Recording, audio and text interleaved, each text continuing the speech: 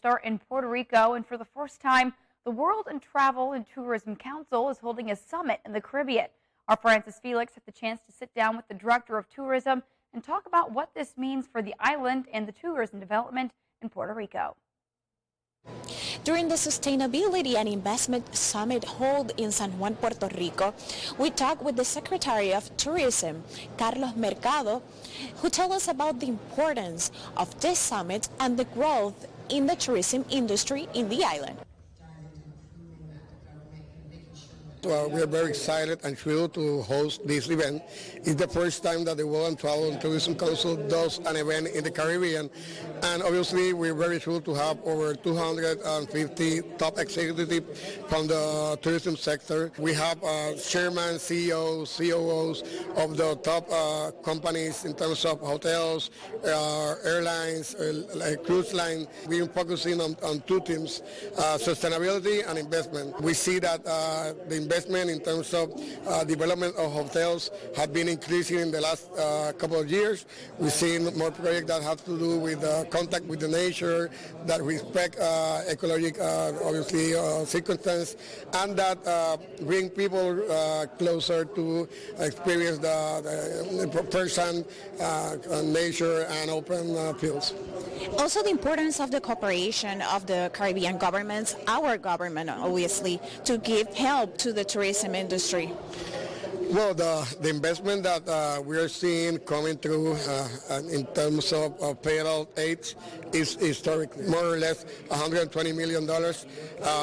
Part of this is going to be used to promote Puerto Rico outside, but other part is going to be to help, obviously, keep up and maintain all those attractions that we have or that the government controls, like balneario, public beaches, national parks. So we're going to do an investment that hasn't been done in, I would say, in the last 40 years in Puerto Rico, and it will help us obviously prepare our destination and manage our product, that when the people come, as they are coming, they will obviously be greeted with first-class destination attractions. Reporting from Miramar, Puerto Rico, Francis Felix.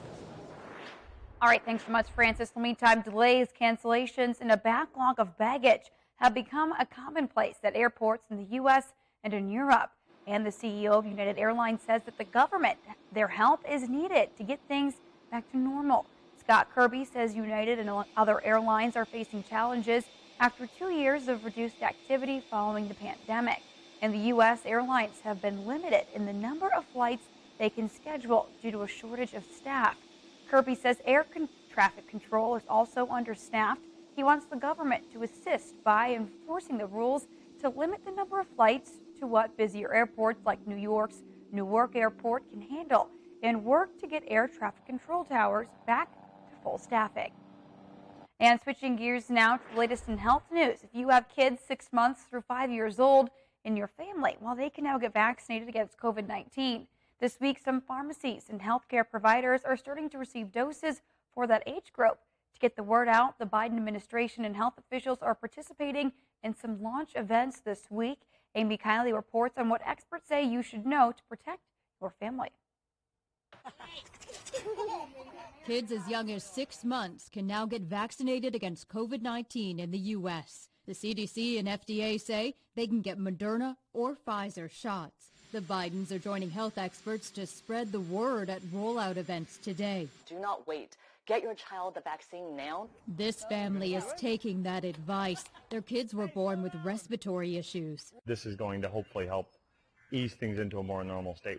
Only about a fifth of parents indicated in April they would rush to get their kids vaccinated. One reason some parents are hesitant is that children tend to have milder COVID symptoms than adults. But the White House COVID coordinator says that's the wrong comparison. The right comparison is, how does COVID compare to other risks for which we vaccinate? And in that context, it's really not a close call. Another consideration is that kids with COVID can infect people at higher risk of complications. Families are weighing all that against possible vaccine side effects.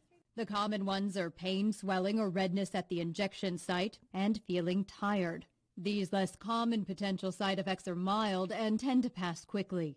Experts say unless a child just recovered from COVID, they should get the jabs. That's even true if they're about to age into a different dosage. They can still get the higher dose that corresponds to their next birthday. So don't wait. Well, CDC advisors might have updates coming for 6 to 17-year-olds later on this week. The Food and Drug Administration just authorized a Moderna vaccine for that age group. The panel is scheduled to discuss whether to recommend it on Thursday. And Father's Day may be over, but we're still celebrating dads during National Men's Health Month. And one dad is thankful to be alive today after developing a rare form of a brain aneurysm. Doctors rushed to save him through an uncommon surgery. Mandy Gaither has more on the procedure and how it's given him a new lease on life.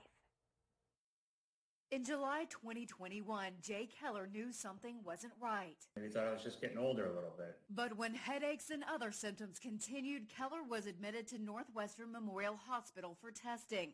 Blood work showed the 48-year-old had an infected heart valve caused by bacteria from his mouth. Doctors say it stuck to his valve more easily because Keller had a congenital heart defect. Each beat of his heart would push blood through the infected valve to his brain. It led to a rare form of brain aneurysm caused by bacteria in the arterial wall. So mycotic brain aneurysms tend to form rapidly. They're rare, but a lot more dangerous and more likely to bleed than a regular brain aneurysm. Keller's neurosurgeon, Dr. Babak Jerome, says traditional treatments don't work well in this form of aneurysm, and in Keller's brain, it was a crucial vessel that was infected, one that helped supply his motor cortex.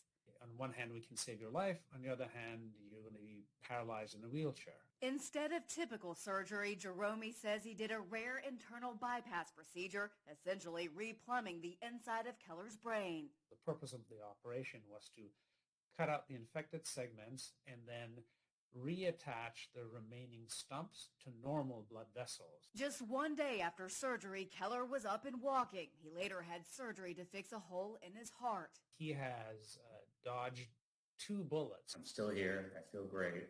I'm lucky to, be alive. Now, Keller says he hopes others won't wait to see their doctor if something doesn't feel right.